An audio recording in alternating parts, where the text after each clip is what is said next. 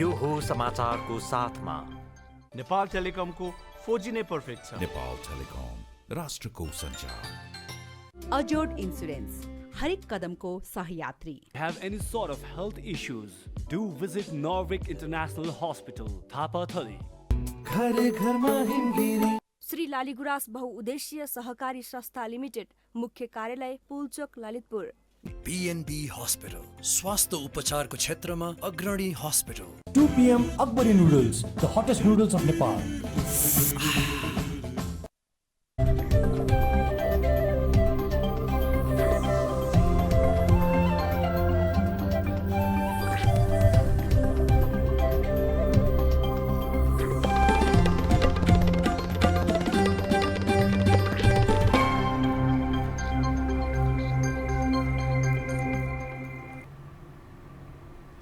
नमस्कार, यो समाचारमा स्वागत छ। म शशि नेपाल। म दिपेश किमिरे। सुरु गरौँ अहिलेसम्मका प्रमुख समाचारबाट।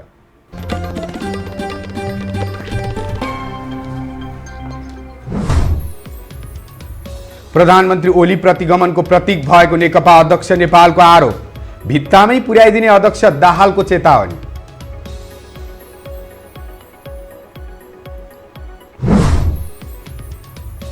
प्रतिनिधि सभा विघटन मुद्दाको बहस सर्वोच्च अदालतमा आज पनि हेर्दैमा रिट निवेदकका तर्फबाट 4 अधिवक्ताले गरे बहस।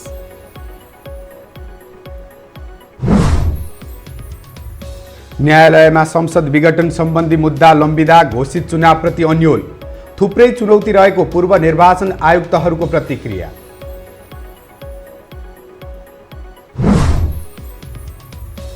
ऐतिहासिक दा मास्ते कमल पोखरीमा धमाधम कंक्रिट संरचना बनाउँदै काठमाडौँ महानगर पुरातत्व विभागको आग्रह पनि अटेर। र प्रधानमन्त्री कप 1 दिवसीय क्रिकेटमा कर्णाली र लुम्बिनी प्रदेशको पहिलो जित। आजका खेलमा गण्डकी र प्रदेश 2 पराजित।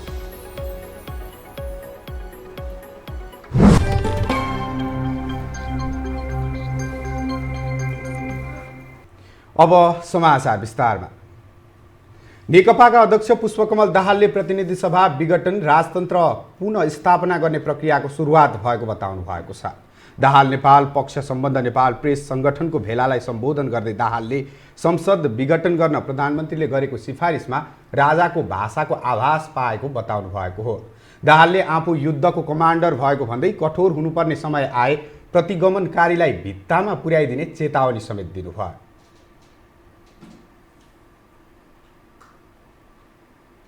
त्यसकारण विधि विधान नमान्ने, विचार नमान्ने, भाँडमा जाओस् देश, भाँडमा जाओस् पार्टी, जनता पनि जेसुकै गरून् भन्या जस्तो गरी जो कर्म उहाँले गर्नुभएको छ त्यो कर्मको फल त उहाँले छिटै भोग्नुहुन्छ। हामी सबै त्यसको साक्षी हुनुपर्ने हो। मन त थिएन, उहाँ पनि सफलै हुनुहोस् भन्ने चाहना थियो, तर अब आफ्नो कर्म नै त्यस्तो गरेपछि त भिरबाट खस्ने गोरुलाई राम राम भन्न सकिन्छ, काँध थाप्न सकिँदैन। अर्का अध्यक्ष माधव कुमार नेपालले प्रधानमन्त्री केपी शर्मा ओली झुटको पुलिन्दा भएको आरोप लगाउनु भयो। उहाँले ओलीलाई प्रतिगमनको प्रतीकको संज्ञा दिनुभयो। उहाँले ओलीले संसद विघटन गरेपछि काम चलाउ प्रधानमन्त्री भन्नुपर्ने या पद छाड्नुपर्ने समेत बताउनु भयो। उहाँ के प्रधानमन्त्री हुनुहुन्छ, संविधानको धारा पल्टाउनुहोस्। संविधानको धारामा प्रधानमन्त्री त्यही हुन्छ जो प्रतिनिधि सभाको सदस्य हुन्छ। जब प्रतिनिधि सभा उहाँले भङ्ग गर्नुभएको छ भने प्रतिनिधि सभाका सदस्य उहाँको नजरमा कोही पनि भएन, उहाँ आफै पनि हुनु भएन। त्यस्तो अवस्था उहाँ कसरी प्रधानमन्त्री हुनुहुन्छ? उहाँ काम चलाऊ कि भन्नुहोस् कि अहिले खुसी छोड्नुहोस्, यहाँबाट बिदा हुनुहोस्। अध्यक्ष नेपालले आफू निकटका पत्रकारहरूलाई ओलीको झुटो कुरालाई खोजी बाहिर ल्याउन आग्रह समेत गर्नुभयो। सर्वोच्च अदालतमा जारी प्रतिनिधि सभा विघटन सम्बन्धी मुद्दामा आजको बहस पनि हेर्दैमा टुङ्गिएको छ। आज रिट निवेदकको तर्फबाट 4 अधिवक्ताले बहस गरेका छन्। बहसका क्रममा उनीहरूले अहिलेको संविधानमा संसद विघटनको व्यवस्था नभएको जिकिर गरेका छन्। रिट निवेदकका तर्फबाट अधिवक्ता शिवकुमार यादवले 5 वर्षका लागि निर्वाचन भएकाले 3.5 वर्षमै निर्वाचन गर्न नमिल्ने बताउनु भयो। उहाँले मन्त्री परिषदले सिफारिसमा गर्दैमा राष्ट्रपतिले प्रतिनिधि सभा विघटन गर्न नसक्ने तर्क गर्नुभयो। अर्का अधिवक्ता शेरबहादुर ढुङ्गानाले प्रतिनिधि सभा विघटन असंवैधानिक रहेको भन्दै कानुन विरुद्ध भएकाले विघटन बदर गरी पुनः स्थापना हुनुपर्ने माग गर्नुभयो। संसद विघटन सम्बन्धी मुद्दाको सुनवाई संवैधानिक इजलासमा भइरहेको छ। बहस भोलि पनि निरन्तर हुनेछ। प्रधानमन्त्री केपी शर्मा ओलीको सिफारिसमा गत पुस 5 गते प्रतिनिधि सभा विघटन गरेपछि सर्वोच्च अदालतमा 1 दर्जनभन्दा बढी रिट परेका थिए। ती रिटमा यही माग 4 गतेदेखि निरन्तर बहस भइरहेको छ।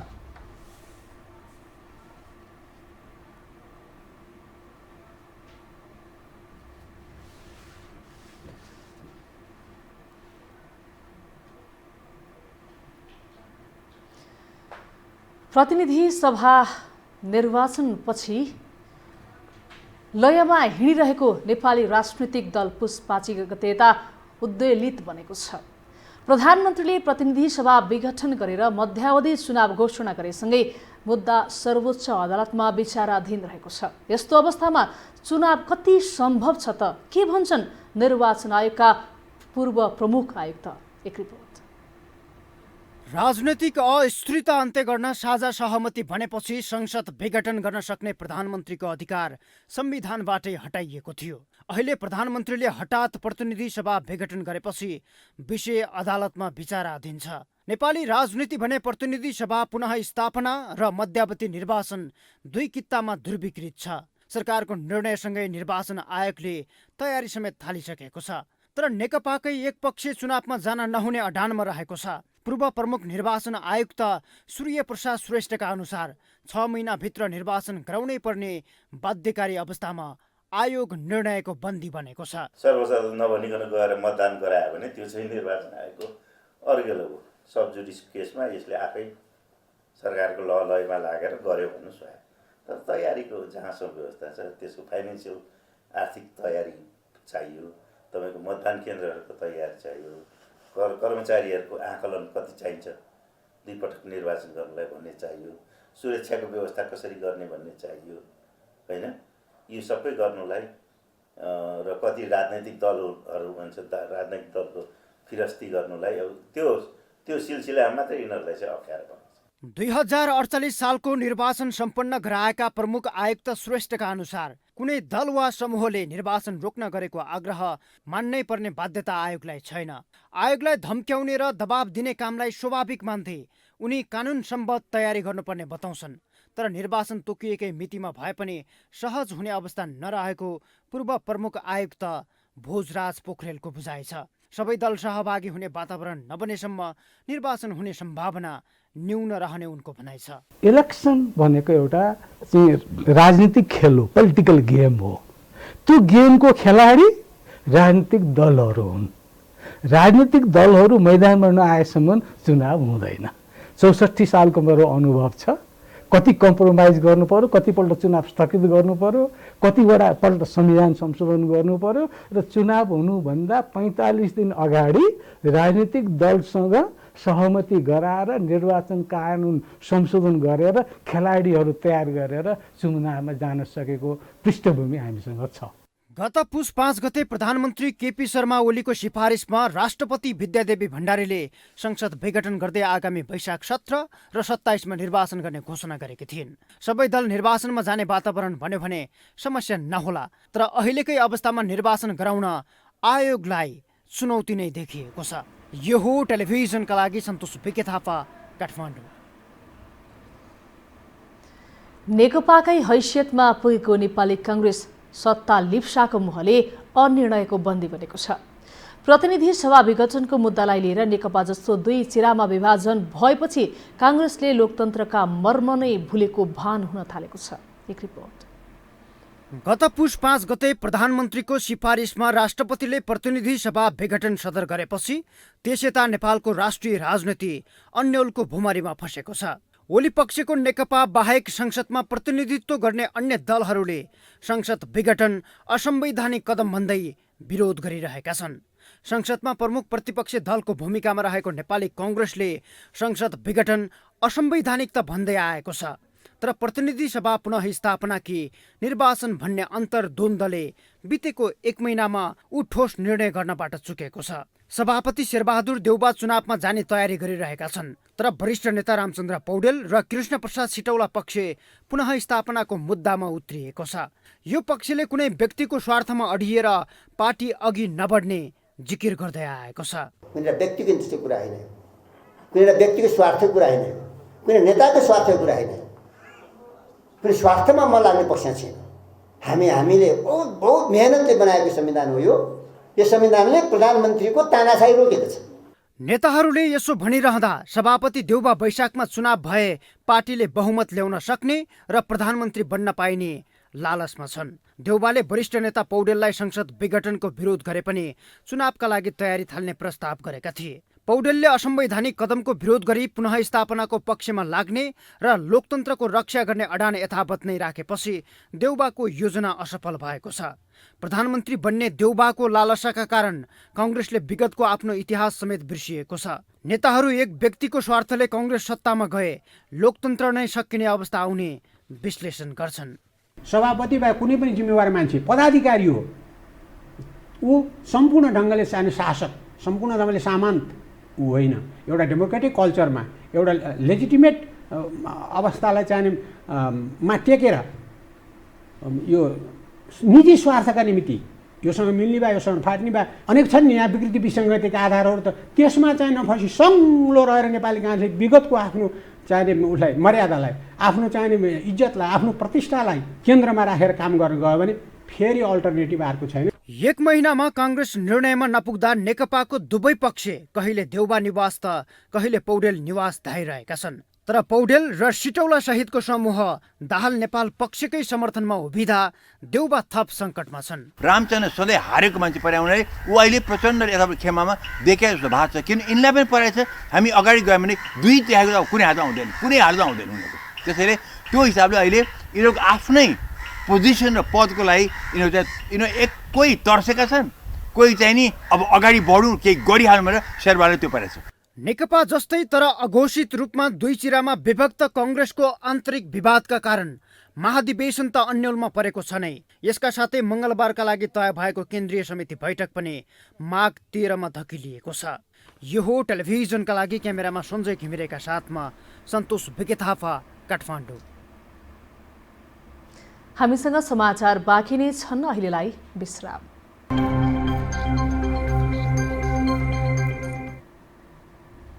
विश्रामपछि स्वागत छ। अब बाँकी समाचार। नेपालमा कोरोना संक्रमणले थप 4 जनाको मृत्यु भएको छ। यससँगै संक्रमणका कारण ज्यान गुमाउनेको संख्या 1969 पुगेको छ। स्वास्थ्य तथा जनसङ्ख्या मन्त्रालयका अनुसार आज 348 जनामा संक्रमण पुष्टि भएको छ। 4956 जनाको PCR परीक्षण गर्दा यो संख्यामा संक्रमण पाइएको हो। यसमध्ये काठमाडौँ उपत्यकाका 218 जना रहेका छन्। काठमाडौँमा 159, ललितपुरमा 32 र भक्तपुरमा 27 जना संक्रमित भेटिएका हुन्। यो अवधिमा 441 जना निको भएका छन्। मन्त्रालयका अनुसार हाल देशभर 3764 सक्रिय संक्रमित आइसोलेसनमा रहेका छन्। त्यस्तै 161 जना आइसियु र 35 जना भेन्टिलेटरमा उपचाररत रहेका छन्। सरकारवालाहरूले नेपालको कृषि क्षेत्र विकासको निम्ति विदेशी लगानी आवश्यक रहे पनि प्रशस्त गृह कार्य आवश्यक रहेको बताएका छन्। नेपालको कृषि क्षेत्रको विकासका निम्ति विदेशी लगानी आवश्यक भए पनि प्रशस्त गृह कार्य बिना भित्र्याउन नहुने धारणा व्यक्त गरेका हुन्। उद्योग वाणिज्य महासङ्घका सदस्य अरनिको राज भण्डारीले कृषिमा विदेशी लगानी भित्र्याउँदै गर्दा नेपालका साना किसान विस्थापित हुन नहुने धारणा राख्नुभयो।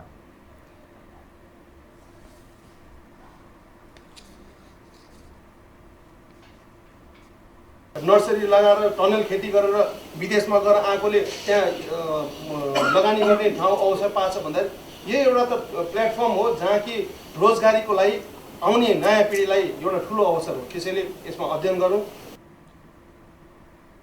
डेरी एसोसिएसनका महासचिव प्रहलाद दाहालले नेपालमा कृषिका लागि लगानी भित्र्याउन आवश्यक नरहेको बताउनु भयो। कृषिमा लगानी पहुँचवालाहरूलाई जागिर खाने बाटो मात्र हुने टिप्पणी गर्दै उहाँले कृषिमा लगानी भित्र्याउने भूल नगर्न सरकारलाई सुझाव दिनुभयो। ल भन्नुहोस्, मल्टिनेसनल कम्पनी आउँदाखेरि चाहिँ जम्मा 1% 2% चाहिँ होइन तपाईँको चाहिँ विदेशी बैङ्कबाट उसले लोन पाउँछ र हामीले अहिले पनि डबल डिजिटमा लगभग सबै धेरै साथीहरूले प्रयोग गर्नुभएको छ। प्रतिस्पर्धा कसरी हुनसक्छ त? हुन सक्दैन नि। त्यस कारणले यी यावत कुराहरू छन्। विदेशी लगानी तथा प्रविधि हस्तान्तरण ऐन 2075 मा कृषिमा विदेशी लगानी निषेध गर्ने व्यवस्था भए पनि गत पुस 17 गते मन्त्री परिषदले शर्त राखेर प्रत्यक्ष वैदेशिक लगानी FDI खुल्ला गर्ने निर्णय गरेको थियो।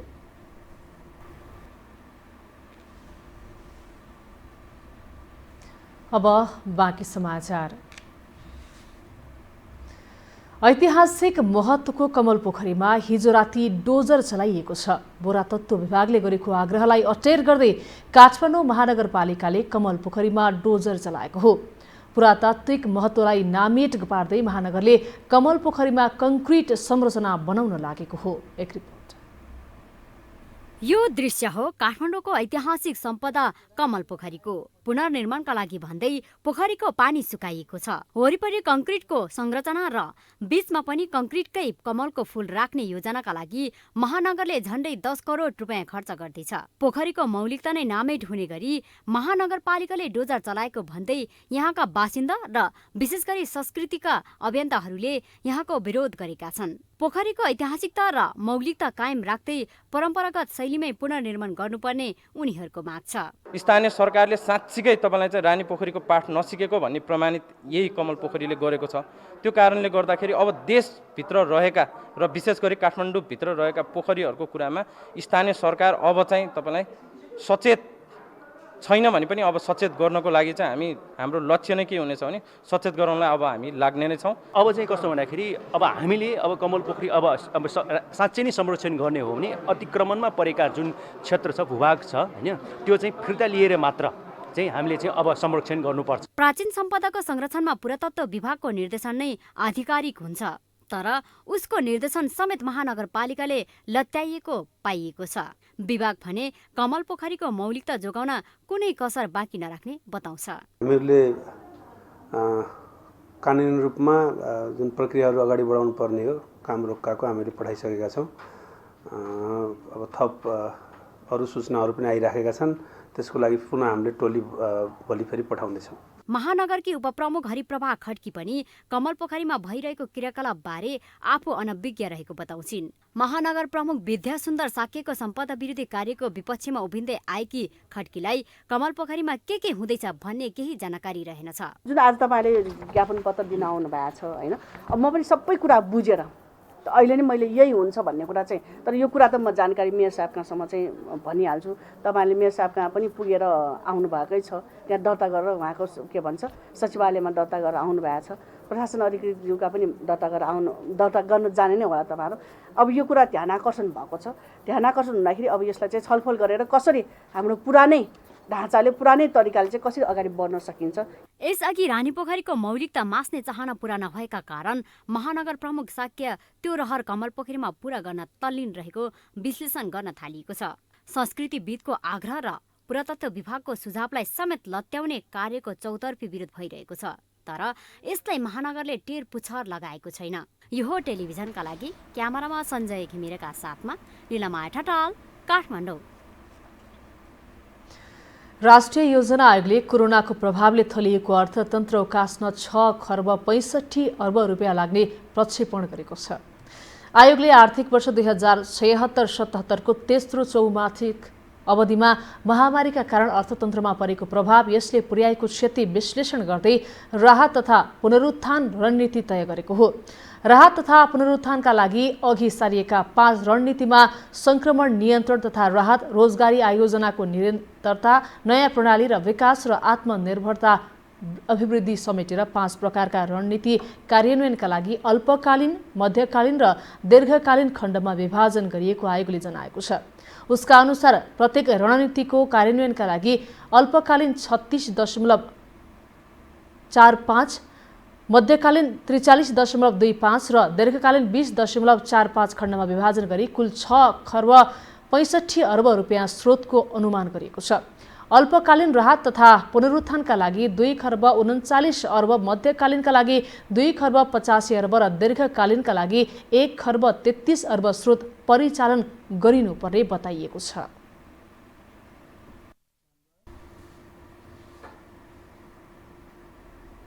अब पालो आर्थिक समाचारको।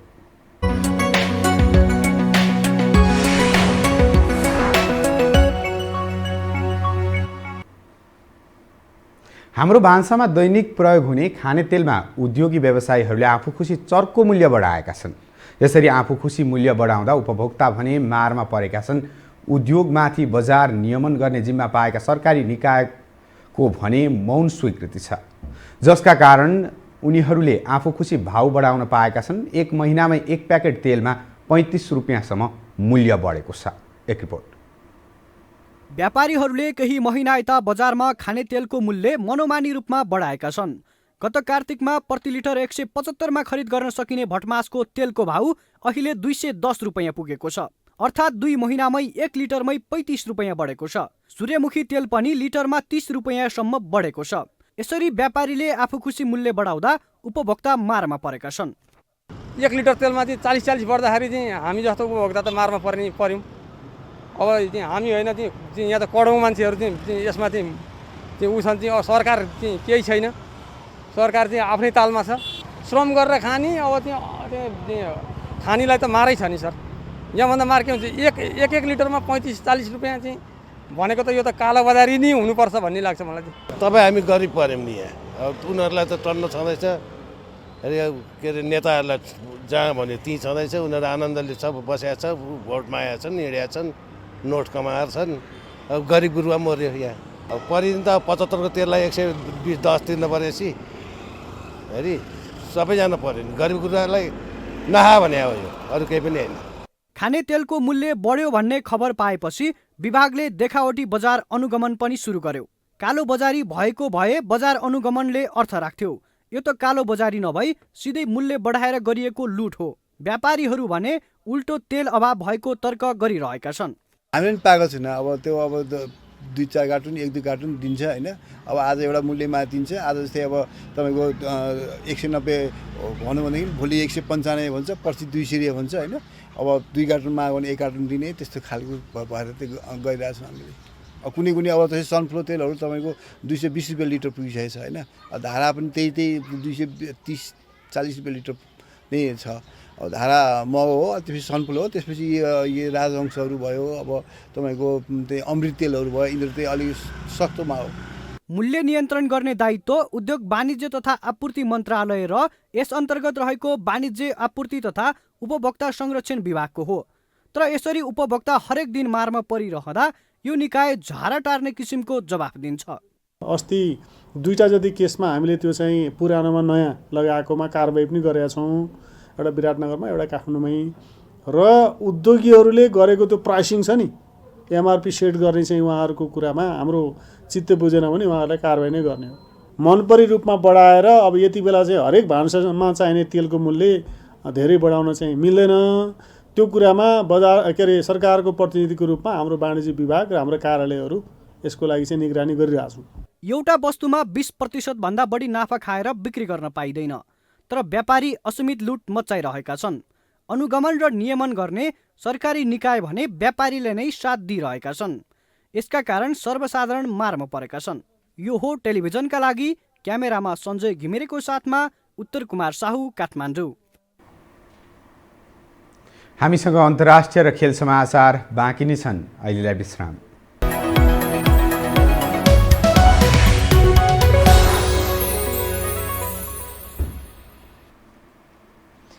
डोनाल्ड ट्रम्पको कार्यकाल 20 जनवरी अर्थात् बुधबारबाट समाप्त हुँदैछ। अबको केही समयमै उनी व्हाइट हाउस छाडेर फ्लोरिडा स्थित आफ्नो रिसोर्टमा शिफ्ट हुनेछन्। उनी सत्तामा हुँदा के कुरामा विवादित भए त? 4 वर्षअघि राष्ट्रपतिको रूपमा शपथ लिएका डोनाल्ड ट्रम्पको बुधबारबाट कार्यकाल सकिँदैछ। कार्यकालको अन्तिम समयमा राष्ट्रपति ट्रम्पमाथि अमेरिकी संसदको तल्लो सदन हाउस अफ रिप्रेजेन्टेटिभ्सले दोस्रो पटक महाअभियोग प्रस्ताव पारित गर्यो। यसरी अमेरिकी इतिहासमै 2 पटक महाभियोग लाग्ने पहिलो राष्ट्रपति पनि ट्रम्प नै बन्न पुगे। व्हाइट हाउसबाट हटे पनि अमेरिकी समाजमा डोनाल्ड ट्रम्पले त्यस्ता विवादित निर्णय र विरासतहरू छाडेर जाँदैछन् जुन अमेरिकी नागरिक र विश्व समुदायले कहिल्यै भुल्ने छैनन्।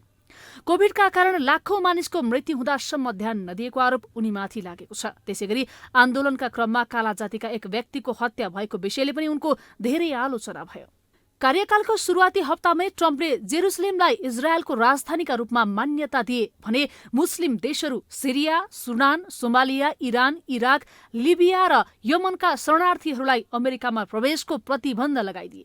त्यसैगरी ट्रम्पले एकैपटक झन्डै 50 देशबाट अमेरिकी राजदूतहरूलाई फिर्ता बोलाए अनि उनीहरूको साटो नयाँ कूटनीतिज्ञहरूलाई पठाए।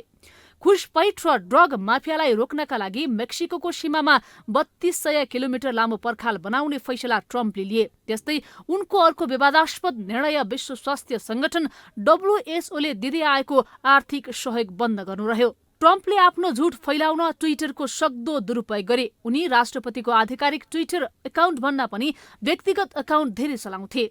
तर नोभेम्बरमा भएको अमेरिकी राष्ट्रपति निर्वाचन यता ट्विटरको अत्याधिक दुरुपयोग गरेपछि अन्ततः बाध्य भएर ट्विटरले यसै महिना ट्रम्पको व्यक्तिगत एकाउन्टलाई स्थायी रूपमै प्रतिबन्ध लगाइदियो। 4 वर्ष अघि राष्ट्रपतिको रूपमा डोनाल्ड ट्रम्पले शपथ लिएपछि तत्कालीन राष्ट्रपति बाराक ओबामा मेरील्यान्डका लागि उडेपछि त्यो दृश्य बडो आकर्षक र भावुक थियो। तर वर्तमान राष्ट्रपति डोनाल्ड ट्रम्प भने जो बाइडेनको शपथ समारोहमा पनि सहभागी नहुने भएका छन्। ट्रम्पको कार्यकाल समाप्ति र बाइडेनले सत्ता सम्हाल्ने लाग्दा अमेरिकी नागरिकमा भने खुसियाली छाएको छ। अब पालो खेल समाचारको।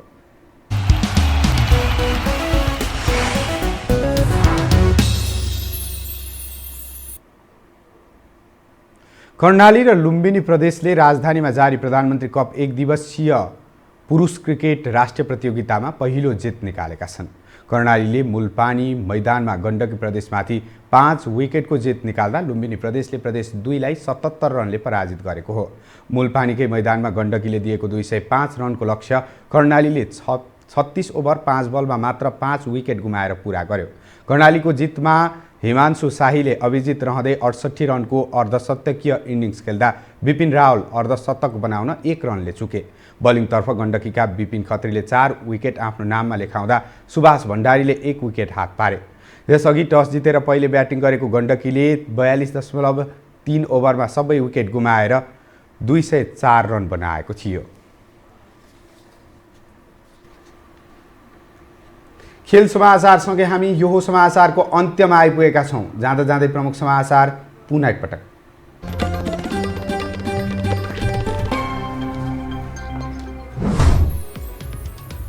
प्रधानमन्त्री ओली प्रतिगमनको प्रतीक भएको नेकपा अध्यक्ष नेपालको आरोप। भित्तामै पुर्याइदिने अध्यक्ष दाहालको चेतावनी।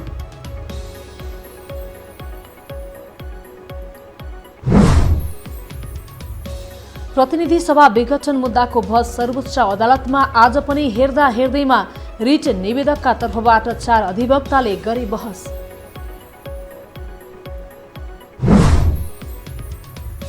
न्यायालयमा संसद विघटन सम्बन्धी मुद्दा लम्बिँदा घोषित चुनावप्रति अन्यल। थुप्रै चुनौती रहेको पूर्व निर्वाचन आयुक्तहरूको प्रतिक्रिया।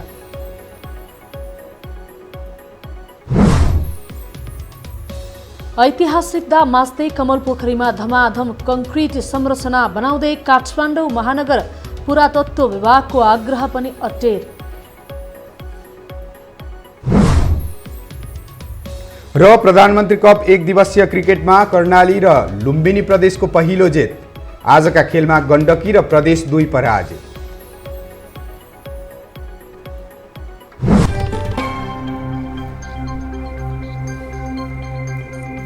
हवस् त यो समाचार सकियो। समाचार बुलेटिनका साथै यो टेलिभिजनका सम्पूर्ण कार्यक्रम यो टेलिभिजन.com, यो खबर.com, युट्युब र फेसबुकमा पनि पढ्न र हेर्न सक्नुहुनेछ। मोबाइलमा यो टिभी एप डाउनलोड गरी हामीलाई प्रत्यक्ष हेर्न सक्नुहुनेछ। तथ्यसहितको निष्पक्ष समाचारका लागि हेर्दै रहनुहोला यो टेलिभिजन। नमस्कार।